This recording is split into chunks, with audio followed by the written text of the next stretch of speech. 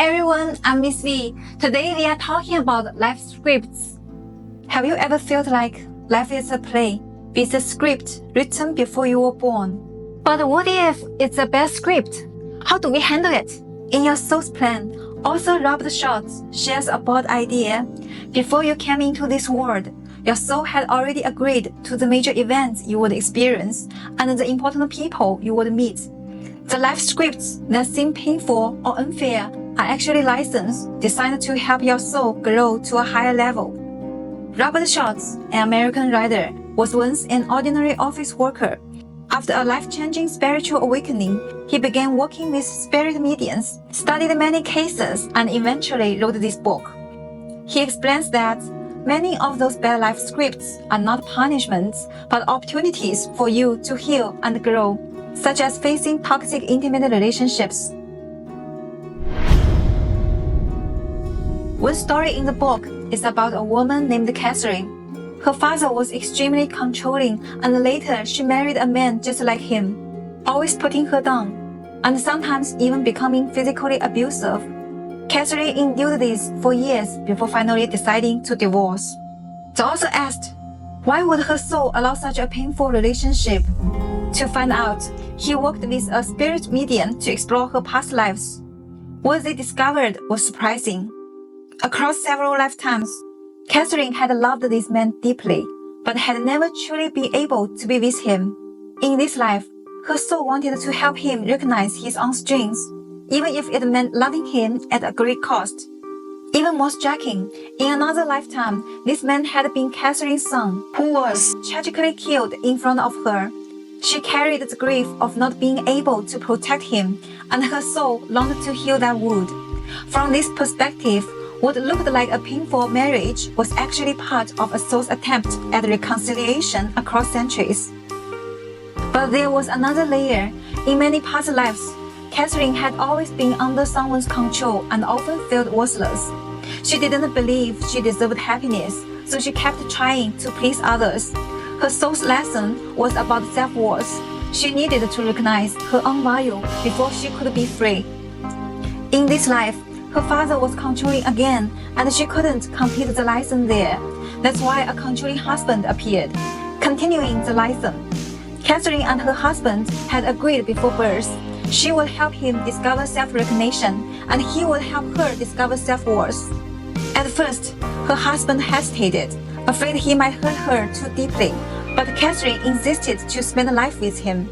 In the end, he didn't awaken to his lesson, but she did. She realized her value, believed she deserved better, and chose divorce to regain her freedom. Divorce was exactly what they had agreed upon before birth. The plan was that if one completed the lesson but the other did not, the marriage would end. This shows how much marriage depends not only on luck, but also on destiny. It reminds me of the daughters of Zheng Guofan, one of the most influential statesmen and military leaders of the late Qing dynasty. Even he, with the power reaching every corner of the imperial court, could not save his daughters from the bad life scripts that seemed written for them. Zheng Guofan had 5 daughters. He carefully chose the first 4 sons-in-law from among the better candidates, but fate turned out to be cruel. In that era, marriages were arranged by parents, and daughters had little say in their own future. Zheng Guofan's oldest daughter married at 18, but her husband had already secretly taken a concubine before the wedding. Later, he went to prostitutes and even misappropriated public funds. Zheng Guofan severed ties with him, yet still ordered his daughter to stay, saying, even if the husband is not good, the wife must still obey. Obedient to her father, she endured the marriage, fell into depression, and died at only 29. Her story mirrors Catherine's. Both had controlling fathers and husbands. But unlike Catherine, who eventually recognized her worth and chose divorce, Zheng Guofan's daughter had never awakened. In that era, she had no power to resist, and her fate became a classic tragedy. And the tragedy did not end there. Zheng Guofan's second, third, and fourth daughters got similar miserable life scripts after marriage. They faced bad husbands, cruel mothers-in-law, and early widowhood. No matter how beautiful or patient they were, the marriages brought only sorrow. By then, Zheng Guofan was filled with grief. 4 daughters had suffered tragic fates, and only the youngest remained. This time, he chose differently. He picked a seemingly average son-in-law, tested his character again and again, and delayed the wedding until his daughter was 25. 25 is already considered very old in ancient China. Yet this ordinary man proved extraordinary. He rose from a low-level clerk to a governor, loved her deeply, and she lived a long, happy life, reaching the age of 90. Unlike her sisters, she escaped the tragic script, perhaps because she was her father's most beloved daughter, with an open and cheerful personality. Unlike Catherine, her soul's license was lighter. She didn't have to wrestle with the questions of self-worth, so her life took a completely different path. From Catherine's struggle in the West to Zheng Guofan's daughters in the East, the truth is universal. Their life scripts often go beyond our understanding. Sometimes what seems like the best choice turned out to be a soul's toughest lesson, while what appears to be the most ordinary choice may bring the deepest joy. Beyond intimate relationships, the soul also set challenges in other areas of life. One of the most common is financial pressure. Some souls consciously choose to go through poverty, debt, unemployment, or even failure of a business. One case in the book tells the story of Rolando. Rolando was born into a poor family, but through his own efforts, he became wealthy, and later devoted himself to helping those who had once been poor like him. The author wondered why would he choose to experience poverty in this lifetime, so he asked a spirit medium to look into Rolando's past lives. It turned out Rolando had already spent several lifetimes exploring the license of poverty and wealth. His soul wanted to understand the spiritual meaning behind poverty and hoped to teach others how to overcome hardship. In one life in Greece, he became a respected social leader fighting for the rights of the poor. He realized that true poverty was not just about lacking material wealth, but about losing dignity and self-respect. This is because when people stop believing in themselves and fall into self-doubt, they lose their sense of worth. He pushed for legal reforms so the poor can be treated fairly, but he also discovered that simply giving money to the poor could not truly change their lives. The poor needed the strength to solve problems themselves. Otherwise, they would fall into dependency on others. In another life, Rolando was a ruler who, driven by fear and pressure, committed acts against his conscience and harmed the poor. He died with guilt and anger, and his soul longed to make amends.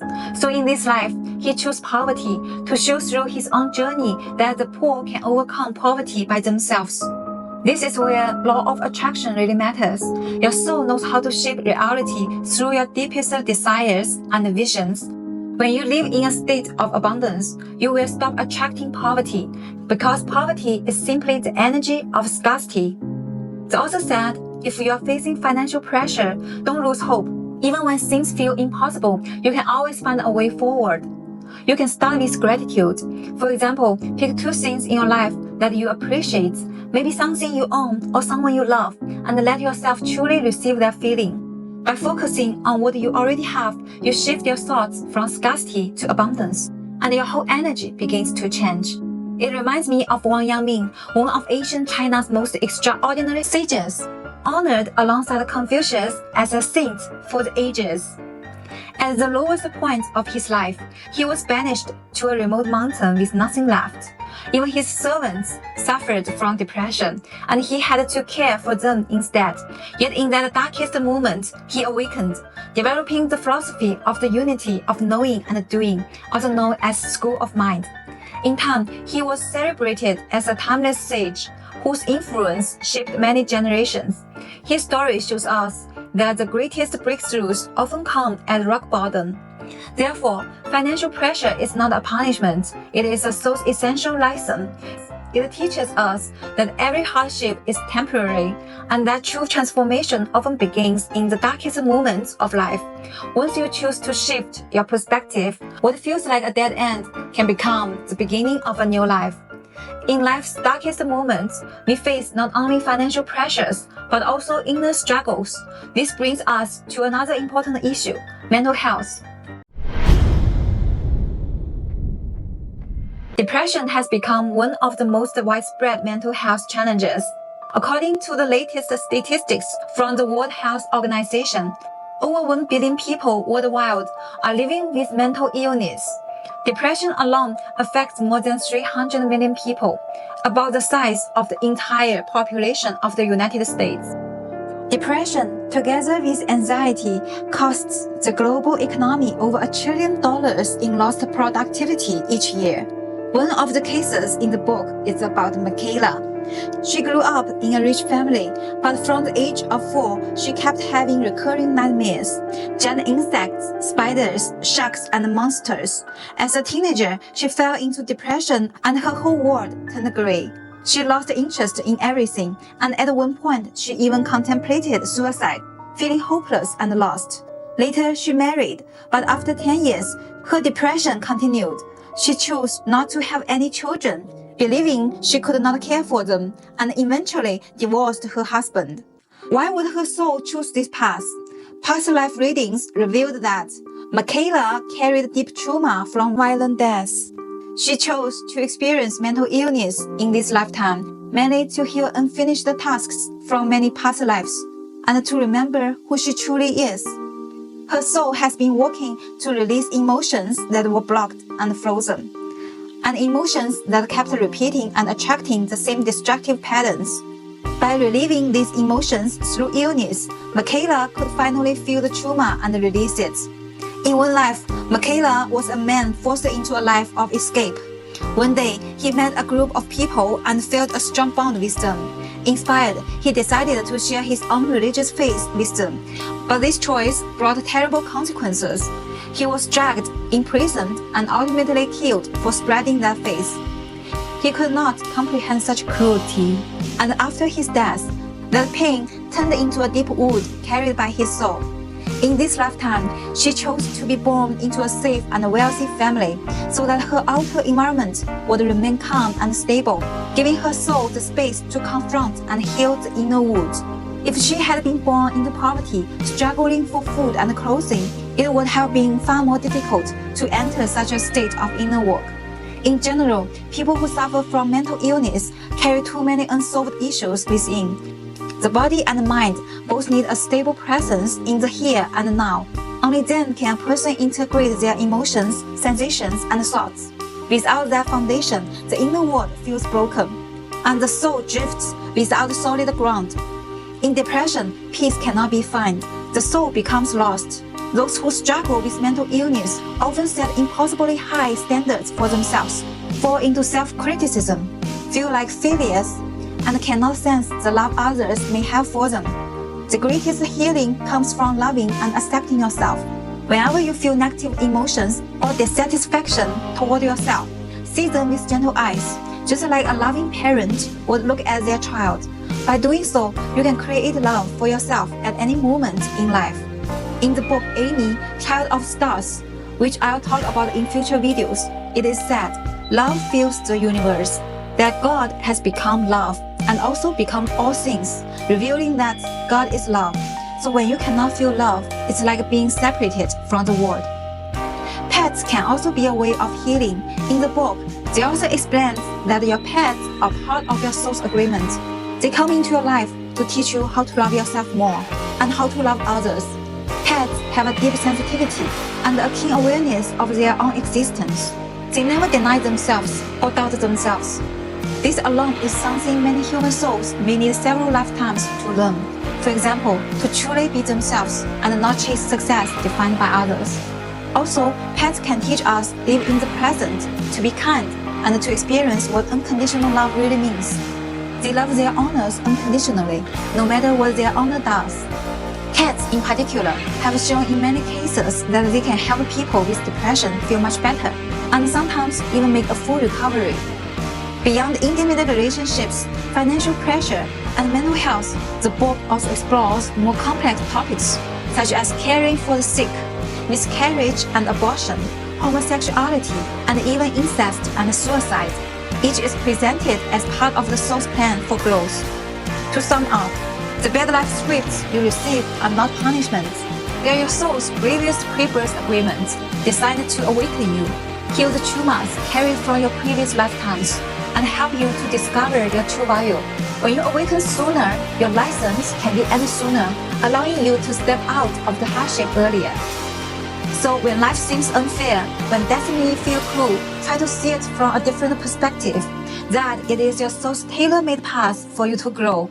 If you face it and transform it, even the worst life script can become the stepping stone to your soul's greatest awakening.